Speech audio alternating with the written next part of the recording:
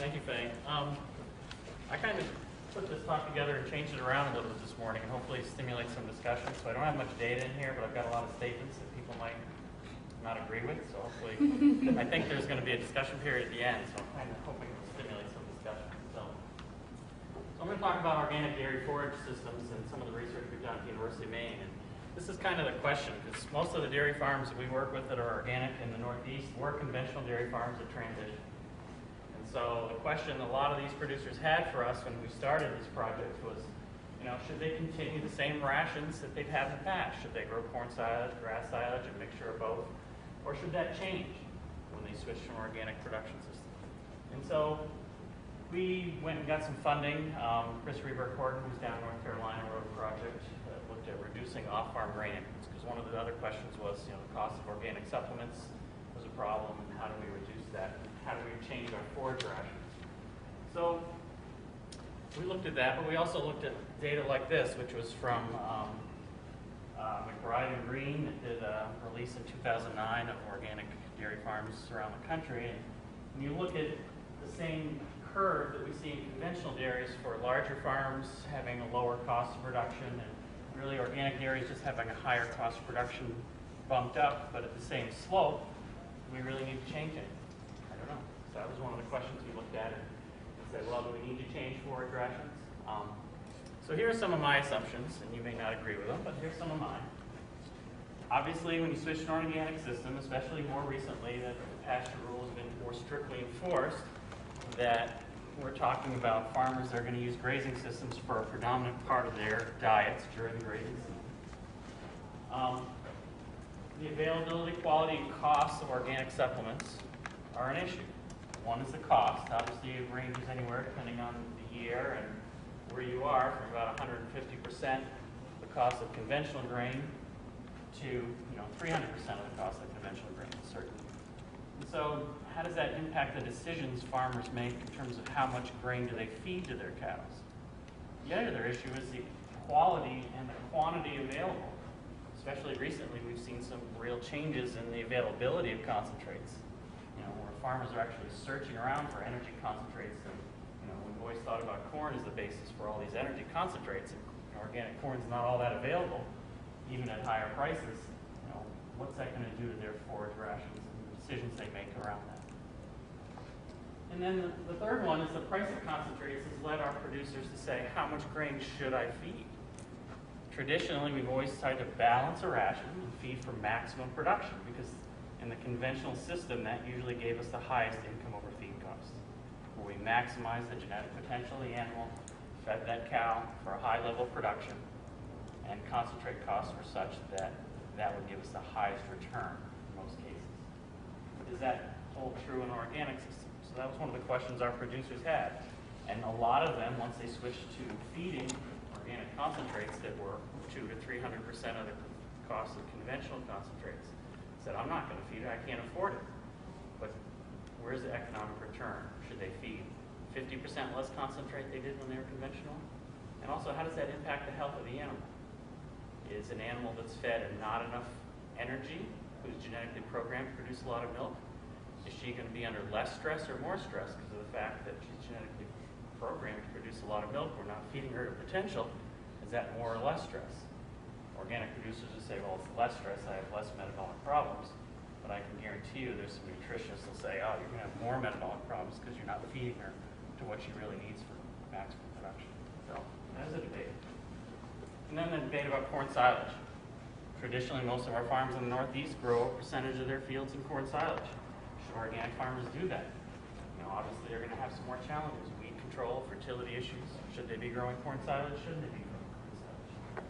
And then, if you're growing corn silage, we obviously have to have a more aggressive rotation strategy if you're organic. You can't grow corn silage year after year after year. So we had an organic dairy producer who was so proud of the fact that he'd grown continuous corn silage on his field since 1939. Now he was going to have to seed that down. Pretty interesting discussion we had. This is also from the McBride study that looked at, the total cost of feed and the percentage of feed coming from pasture. And And interestingly, everyone would assume this, that those diets that are on the far left, which are 75 to 100% pasture, feed coming during the grazing season, those definitely had the lowest cost of production, meaning the animals out there grazing, harvesting their own feed. It was a cheaper way of producing milk, in a sense, less feed cost. But interestingly, McBride and Greek showed that those farms that were in the 0 to 24% actually had a higher income over feed costs. So actually, farms that were feeding less pasture, this 2005 study that was released in 2009 showed that farms that fed less pasture were making more money. Again, I'm trying to stimulate some discussion. Rick, can we go back to that last slide? I'm a little slow. So the one on the far left is... It's my left, I'm sorry. Okay. I get in trouble. I'm not a weatherman, so I don't have the ability to do that. The one over here. No, my left. 0 to 24%. 0 to 24%. They had the highest income over feed costs. So they fed the less amount of pasture forage. And made more money. Farms over here made less money, but they had the lower feed costs. I mean, it begs the question of, well, what was the number of herds? This was a national study done in 2005. Okay? And if you go back to organic dairy prices, 2005 was a situation where a lot of organic dairy farmers were clamoring about low milk prices. They got a big jump in 2006. So you have to take some of the historical perspective, but I just threw that up there for controversy. Rick, the other question is that 0 to 24% wouldn't be certified today in the pastoral. Exactly. But just getting back to the forage system question, that's why I threw that. See, I'm doing a good job. So here we go. So what can New England dairy farmers do? What do we do best? We grow cool season forages. Okay? We've got the rainfall, we've got the temperatures. That's our highest quality protein, at least that we can grow cheaply. Perennial sods are the cheapest way to do that. What are the things that dairy farmers in the Northeast do the worst? Basically, is they spend a lot of money on purchased concentrates, the biggest expense. And then, the issue of buying grains. We don't grow many grains in the Northeast. We have to buy them. How do they buy them? Those are some issues that we talked about in terms of what's bad. And then the warm season annual question. Corn silage, no corn silage. So in our study that we developed, Chris Rebercourt and I developed this great study, and we decided we were going to run this project, and then we took it to the dairy farmers, which was this group of main organic milk producers who said, that's not what we want, this is what we want. We want to know whether we should grow corn silage or not, and how should we buy grain? Should we try and buy grain or grow grain ourselves and buy it as a commodity, meaning that we buy individual ingredients, mix them ourselves and feed them, or should we buy traditional organic mixes like we did on our conventional system? By conventional pellet or grain mix. And so this study was done in collaboration with the University of New Hampshire. They helped us. We did a variety of different aspects of this in terms of trying to figure out the cost of production of some of these systems. How much does it cost to grow organic corn silage? We did small plot systems. We did field level production for feeding trials. And we also did a lot of these trials on farm to collect this cost of production data for how much does it cost to grow some of these forages organic. We did 4 years, in a sense, 2 years of feeding studies down at the University of New Hampshire. We had the organic dairy herd. We actually did the feeding studies at the University of Maine. Our herd's not organic, but we managed them organically during this trial. So, question the validity of that, but at least we had the University of New Hampshire study. And really, we compared with and without corn silage, and then with or without what we call homegrown grains, meaning they were either buying commodities as individual ingredients or growing them, or comparing that to buying a commercial grain mix. And we used Blue Seal as a source of that grain mix, which was, at that point, was producing organic grain mix that farmers could buy. So what did we find for results? Nothing too extraordinary, but we found that the lowest cost of production were those diets, both in the Jersey and the Holstein herds, that were fed perennial-based forages, meaning they were perennial-based grass legume mixtures, with diets that were supplemented with commodity feeds, meaning farmers were buying either individual ingredients or growing individual ingredients, mixing those feeds and balancing the ration, as compared to growing corn silage and buying a commercial grain mix, which was the least efficient. And then we also took that data and put it into the integrated farming systems model to try and determine if there's some economies of scale, whether larger farmers would benefit more or less from different forage systems. And we didn't find anything too extraordinary. Larger farmers, organic farmers, greater than 200 cows, would probably benefit from growing corn silage and growing some of these grains in the Northeast, especially soybeans as a protein source. But when we compare all those systems together, the perennial-based forage system was still probably the most cost-efficient for the Northeast system, meaning no corn silage, buying your energy supplements as a commodity and mixing those on the farm would be the most advantageous for dairy farms in the Northeast from running through. Then we also said, well, let's think about this interest in small grains and how would that fit into some of those forage systems. And so here's some opportunities, I think, when we look at small grains for organic dairy systems. You know, obviously, we think small grains, we think we're buying or producing energy on the farm. We're going to be able to produce grains. Well, there's lots of opportunities within small grains, not just for silage. And so I look at it as an opportunity to reward good management. Because when you use small grains, you're using a variety of different potential feed sources. You can harvest that at different times. The crop is very competitive. We're using what we call backside of the calendar, if you want to steal that quote from Elliot Coleman, because we're going to grow a lot of winter grains that are growing in September, October, November, and then growing early in the spring. We can use them as pasture systems, we can use them as forage systems, or we can use them as concentrate systems. And it really is up to the management and environmental conditions that occur during the year. So producers can judge what they need and harvest that crop accordingly. So if they need protein early in the spring, they can harvest it as a forage. If they need energy for later in the year, they can try and harvest it as a grain. And the other thing I like about it is, you know, we have had such wacky weather, and having the opportunity to harvest this crop at different stages for different reasons allows a lot of flexibility. So there's the opportunity to reward good management. So I think I went through some of these, but it also fits well into rotation strategies. We're talking about corn silage and winter grains.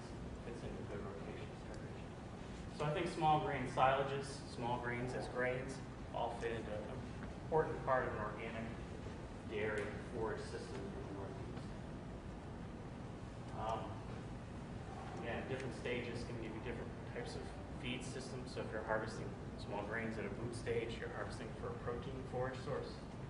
We have a lot of farmers that harvest these grains at a soft dough stage as a forage, kind of supplement or alternative to corn silage, fairly high energy. And then we also have farmers that will take that to the grain stage, feed it as a grain later in the week. So John Jemison and Heather Darby did a bunch of work on double cropping systems with small grains and corn silage, looking at growing a shorter season corn silage crop and overwintering a winter grain and harvesting that as a feed source. So they looked at a variety of winter grains, one on here on the left is winter wheat, winter triticale, which is a TC, winter barley, and comparing that to a full season corn. Looking at selecting short season varieties of corn silage and trying to maximize the growing season. And obviously they can get higher yields by double cropping like this. And so these are yields, it's not grain yield, it's actually total yield on the left, but it's total dry matter yield. So obviously if we grow a shorter season corn variety, we're potentially reducing our yield compared to full season. But if we double crop with a small grain, we can increase our total yield for that season. And as an organic producer, that gives you some other benefits as well. If you're thinking about weed control in terms of corn silage, planting your corn silage later in the season, which you have to do under this system, you're going to get quicker emergence, you're going to get a more competitive crop against weeds. You're also going to have a few more tillage operations mixed in, which is going to reduce your weed seed bank. So there are multiple benefits for having this double crop system. Is it cost effective? It balances out. Obviously, it's a lot more tillage operations, but it also gives you some environmental benefits that are hard to put an economic value on. Cover cropping, keeping that soil covered during the winter. Having a winter grain crop there is going to utilize a lot more nitrogen that might have been lost to the environment. So there's a lot of benefits to that as well. A little bit hard to put an economic value on. So We did some of these works on farms, and this is the kind of data that we got from on-farm research. Obviously, the cover crop is going to vary in terms of its yield on when it's harvested. But if you're harvesting the boot stage, we're averaging about 2.5 tons of dry matter. In Maine, that's harvesting around the end of May, last week of May. And then our short season corn, under our good organic management, was still yielding 18 to 20%, 18 to 20 tons of 32% dry matter corn. So about 6+ tons of dry matter per acre. So we also took this as a way to introduce our perennial forage seeding in the second year, where we would undersow the winter grain with a mixture of clover, alfalfa, timothy, and perennial ryegrass. And it was a great way to introduce a perennial sod crop without a lot of tillage, a very cost-effective way. Farmers are very impressed with how easy it was to establish that forage crop this way. Yeah, I'm just about done. So, here's some of the issues. But I think the last statement is the one that's most important. Is we saw those similar lines from that McBride and Green study with the same slope. But I still think with the cost of organic grain being what it is, that forage quality and forage quality management on the farm is even more important for profitability under organic management than it is under conventional management. So, the other issue that comes up is if we do a lot of this double cropping and a lot of intensive management, are we running out of nitrogen in our soils? And do we get enough credit from some of the legume rotations when we plow them down and go into some of these annual crops? So nitrogen balance on these organic farms may be an issue in the long run. In Maine, we're lucky enough, in a sense, to have a large poultry facility in central Maine, so we don't worry as much about nitrogen as we probably should. But if that poultry manure wasn't available, we'd run into some situations in Maine where I think we'd have some nitrogen issues.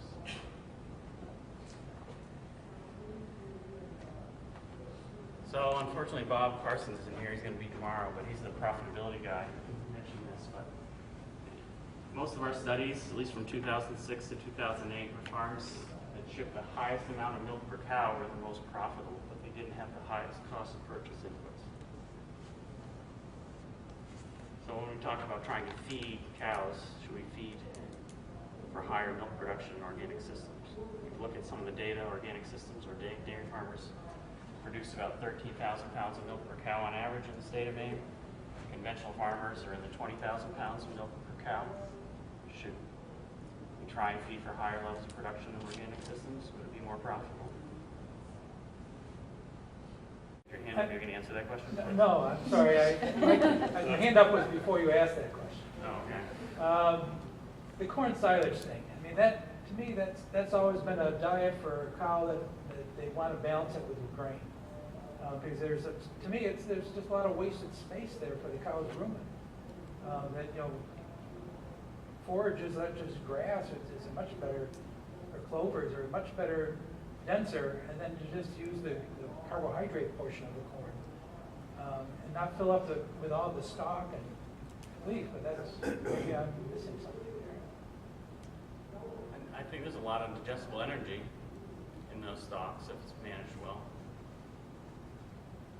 Okay. So I don't know. What do other people think about? Should corn silage not even be a part of the diet? I think it fits good with pasture. It's a good way to cut back the amount of pasture that they're taking. It's a good form of energy because you're also trying to limit the amount that they eat on pasture. I also look at corn silage as a crop that's less management intensive in a sense compared to a perennial grass crop that needs very intensive management. Timeliness is critical in terms of when it's harvested.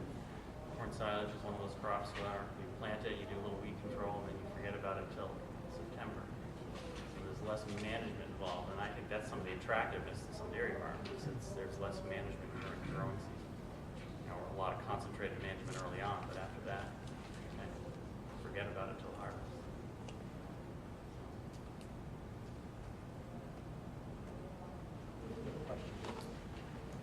Carol?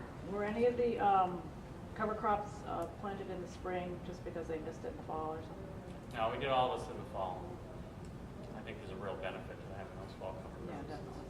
Even, we've done planting dates, and Vermont's done it too, and planting dates. And even if we're getting into October, I still think there's a benefit for planting some of those cover crops. You guys agree?